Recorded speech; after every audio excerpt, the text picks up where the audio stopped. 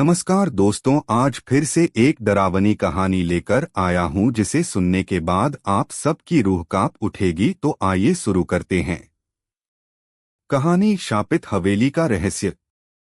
एक छोटे से गांव में, जिसका नाम था कालापुर, जंगल के किनारे एक पुरानी हवेली खड़ी थी। गांव वाले इसे शापित हवेली कहते थे। कहा जाता था कि वहां 100 साल पहले एक चुड़ैल रहती थी जिसका नाम था मंजुला। मंजुला को गांव वालों ने धोखे से जंगल के एक विशाल बरगद के पेड़ के नीचे जला दिया था। मरने से पहले उसने गांव को श्राप दिया कि उसकी आत्मा हर उस इंसान को तड़पाएगी जो हवेली के पास जाएगा। उस बरगद को अब चुड़ैल का पेड़ कहते थे। कहानी शुरू होती है जब शहर से एक नौजवान रवि अपने दोस्तों के साथ उस हवेली को देखने जाता है। रवि को भूत प्रेत पर यकीन नहीं था और वह इसे महज एक मजाक समझता था। लेकिन जैसे ही वे हवेली के पास पहुंचे, हवा ठंडी हो गई और पेड़ों से अजीब सी सायं सायं की आवाज आने लगी। हवेली का प्रवेश। रवि और उसके दोस्त हवेली के टूटे फूटे दरवाजे के पास खड़े थे। अंदर अंधेरा था और दीवारों पर पुरानी पेंटिंग्स थीं जिनमें औरतों की आंखें चमकती हुई दिखती थीं। अचानक एक दोस्त ने कहा, "यहाँ से कोई हंसने की आवाज आ रही है।" सब डर गए, लेकिन रवि ने हिम्मत करके अंदर कदम रखा। हवेली का प्रवेश। रवि और उसके दोस्त हवेली के टूटे फूटे दरवाजे के पास खड़े थे। अंदर अंधेरा था और दीवारों पर पुरानी पेंटिंग्स थीं जिनमें औरतों की आंखें चमकती हुई दिखती थीं। अचानक एक दोस्त ने कहा, "यहाँ से कोई हंसने की आवाज आ रही है।" सब डर गए, लेकिन रवि ने हिम्मत करके अंदर कदम रखा। चुड़ैल का पेड़। हवेली के पीछे जंगल में वह बरगद का पेड़ था। उसकी टहनियां ऐसी लगती थीं जैसे हाथ लटक रहे हों। रवि ने देखा कि पेड़ के नीचे एक काला साया खड़ा था। साये के बाल हवा में लहरा रहे थे, हालांकि हवा बिल्कुल बंद थी। अचानक साये ने सिर उठाया और उसकी आंखें लाल चमकने लगीं। रवि के दोस्तों ने चीखते हुए भागने की कोशिश की, लेकिन उनके पैर जैसे जमीन से चिपक गए। हवेली के अंदर का भूतिया नाच। हवेली के अंदर एक बड़े हॉल में पुराने झाड़ फानूस अचानक जल उठे। रवि ने देखा कि हॉल में कई साये नाच रहे थे। उनके चेहरों पर कोई आंखें नहीं थीं, बस काली खोखली जगहें। एक साया रवि के पास आया और फुसफुसाया, "मंजुला तुम्हें बुला रही है।" तभी फर्श पर खून के धब्बे उभरने लगे। मंजुला का श्राप। रवि और उसके दोस्त किसी तरह हवेली से बाहर भागे, लेकिन चुड़ैल का पेड़ उनके सामने आ गया जैसे वह चल रहा हो। मंजुला का भयानक रूप प्रकट हुआ, लंबे नाखून, काले दांत और चेहरा आधा सड़ा हुआ। उसने कहा, "मेरे श्राप से कोई नहीं बच सकता।" अगले दिन गांव वालों ने देखा कि रवि और उसके दोस्त गायब थे और हवेली के पास सिर्फ उनके जूते पड़े थे। प्रेतों का जाल। रवि और उसके दोस्तों के गायब होने के बाद कालापुर गांव में एक अजीब सन्नाटा छा गया। गांव वालों ने फैसला किया कि हवेली को हमेशा के लिए बंद कर दिया जाए, लेकिन इसके लिए पुजारी को बुलाना जरूरी था। गांव के बूढ़े पुजारी रामदास ने कहा, "मंजुला की आत्मा को सिर्फ आग से शांत नहीं किया जा सकता। उसने अपने श्राप में अपनी बहन की आत्मा को भी बांध रखा है।" यह सुनकर सब हैरान रह गए। मंजुला की बहन कालिका एक और चुड़ैल थी जिसे किसी ने नहीं देखा था। गांव का तालाब। पुजारी ने बताया कि हवेली के पास एक सूखा तालाब है जहां कालिका की आत्मा छिपी है। अगली रात गांव के कुछ नौजवान तालाब के पास गए। वहां पानी नहीं था, लेकिन कीचड़ में से हड्डियां बाहर निकल रही थीं। अचानक कीचड़ से एक काला हाथ निकला और एक लड़के का पैर पकड़ लिया। हवा में चीखें गूंजने लगीं और तालाब से सैकड़ों प्रेत आत्माएं बाहर निकलीं। उनके चेहरों पर मांस नहीं, सिर्फ हड्डियां और खोखली आंखें। कालिका का प्रकटीकरण। पुजारी ने मंत्र पढ़ना शुरू किया, लेकिन तभी तालाब का कीचड़ उबलने लगा। उसमें से कालिका प्रकट हुई। उसका शरीर आधा इंसान आधा सांप जैसा था। उसकी जीभ लंबी और काली थी, जो हवा में लहरा रही थी। उसने पुजारी की ओर देखा और हंसते हुए कहा, मंजुला मेरी रक्षा करती है।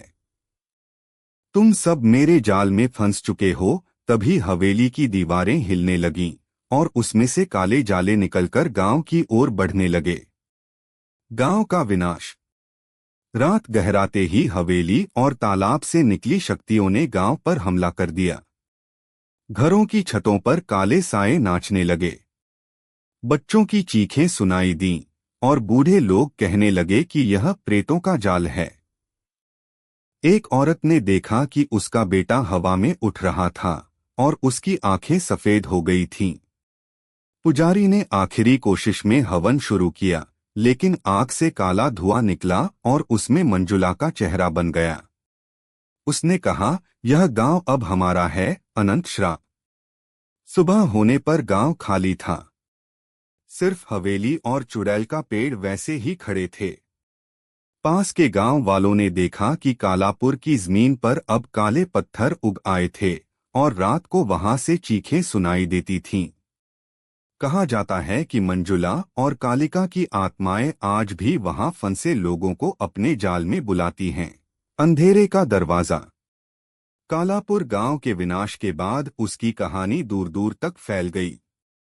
लोग उस जगह को शापित भूमि कहने लगे और वहां जाने से डरते थे।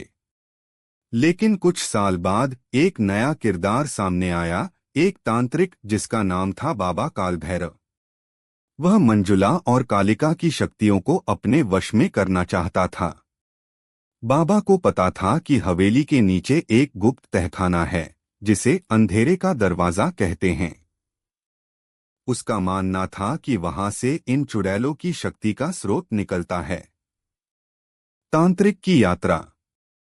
बाबा कालभैरव एक रात चांदनी में हवेली के पास पहुंचा। उसके हाथ में एक काला त्रिशूल था और गले में मुंडमाला लटक रही थी। जैसे ही वह हवेली के पास पहुंचा, जमीन से काले पत्थर हिलने लगे और उनमें से धुआं निकलने लगा। हवा में फुसफुसाहट गूंजी, वापस जा, यहाँ सिर्फ मौत है। लेकिन बाबा ने हंसते हुए कहा, मैं मौत को गले लगाने आया हूँ। उसने त्रिशूल जमीन में गाड़ा और एक काला चक्र बन गया। अंधेरे का दरवाजा खुलता है। बाबा ने हवेली के अंदर एक टूटी सीढ़ी के नीचे तहखाने का रास्ता ढूंढा।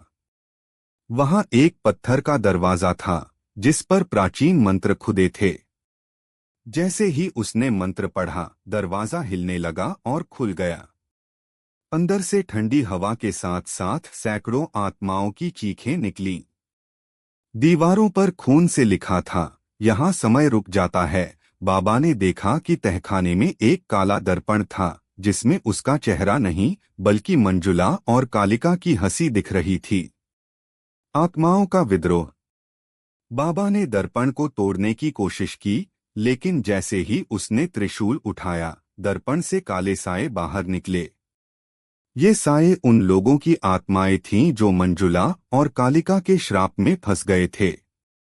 उनके चेहरों पर दर्द भरे निशान थे और वे बाबा की ओर बढ़े। तभी तहखाने की छत से खून टपकने लगा और जमीन पर एक विशाल सांप का साया बन गया। कालिका की आवाज गूंजी, तूने हमारा दरवाजा खोला, अब तू हमारा गुलाम बनेगा। अनंत का अंत। बाबा कालभैरव ने आखिरी कोशिश में अपने तंत्र की सारी शक्ति लगाई। उसने एक मंत्र पढ़ा जिससे तहखाने में आग भड़क उठी, लेकिन आग ने उसे ही निगल लिया। सुबह जब कुछ साहसी लोग हवेली के पास गए तो उन्हें सिर्फ बाबा का त्रिशूल मिला, जो जमीन में गड़ा था। हवेली अब पहले से ज्यादा भयानक लग रही थी और चुड़ैल का पेड़ अब दो हिस्सों में बंट गया था, एक मंजुला का, दूसरा कालिका का। कहा जाता है कि अंधेरे का दरवाजा अभी भी खुला है और जो भी उसकी आवाज सुनता है वो कभी वापस नहीं आता। बाबा कालभैरव के गायब होने के बाद हवेली की शक्तियां और बढ़ गईं। गांव वालों की कहानियों से पता चला कि अंधेरे का दरवाजा अब सिर्फ एक तहखाना नहीं था, यह नरक का प्रवेश द्वार बन गया था। रात को हवेली के आसपास एक अजीब ध्वनि सुनाई देती थी, जिसे लोग नरक का नाद कहते थे। यह ना तो हंसी थी, ना चीख, बल्कि ऐसा लगता था जैसे सैकड़ों आत्माएं एक साथ रो रही हों। जो भी इस आवाज को सुनता, उसके दिमाग में भयानक सपने शुरू हो जाते थे। एक लड़की जिसका नाम था सरिता, कालापुर से बच निकली थी। वह पास के गांव में रहने लगी, लेकिन एक रात उसे सपने में हवेली दिखी। सपने में मंजुला ने कहा, तूने हमें छोड़ा, लेकिन हमने तुझे नहीं छोड़ा। सुबह सरिता के हाथों पर काले निशान उभर आए, जैसे किसी ने नाखूनों से खुरच दिया हो। उस रात उसके घर की दीवारों से खून टपकने लगा और खिड़की पर एक साया खड़ा था। उसके पैर उल्टे थे और सिर नीचे लटक रहा था। सरिता ने फैसला किया कि वह हवेली वापस जाएगी ताकि इस श्राप को खत्म कर सके। जब वह हवेली के पास पहुंची तो नरक का नाद इतना तेज हो गया कि उसके कान से खून बहने लगा। तहखाने का दरवाजा अपने आप खुला और अंदर से एक काला कोहरा बाहर निकला। कोहरे में चेहरों के आकार बन रहे थे, कुछ हंस रहे थे, कुछ चीख रहे थे। तभी जमीन फटी और उसमें से हजारों हाथ निकले जो सरिता को खींचने लगे। सरिता तहखाने में गिर गई और वहां उसे मंजुला और कालिका का असली रूप दिखा। मंजुला का शरीर अब आधा जल चुका था और उसकी हड्डियां बाहर झांक रही थीं। कालिका का सांप वाला हिस्सा अब विशाल हो गया था और उसकी पूंछ से कांटे निकल रहे थे जो हवा में चमकते थे। दोनों ने एक साथ कहा, यह नरक हमारा है और तू इसका हिस्सा बनेगी। तभी दर्पण से एक काला प्रकाश निकला और सरिता का शरीर हवा में उठ गया। उसकी आंखें काली हो गईं। सरिता की चीखें अचानक बंद हो गईं। अगले दिन हवेली के पास एक नया बरगद का पेड़ उग आया, जिसकी टहनियों से काला तरल टपक रहा था। गांव वालों ने देखा कि पेड़ के नीचे सरिता की छाया खड़ी थी, लेकिन उसका शरीर कहीं नहीं था। नरक का नाद अब हर रात सुनाई देता था और जो भी हवेली के पास जाता, उसकी आत्मा उस तीसरे पेड़ में फंस जाती। कहा जाता है कि मंजुला और कालिका ने एक नया श्राप शुरू किया। जो उनकी कहानी सुनेगा, उसे भी यह नाद सुनाई देगा।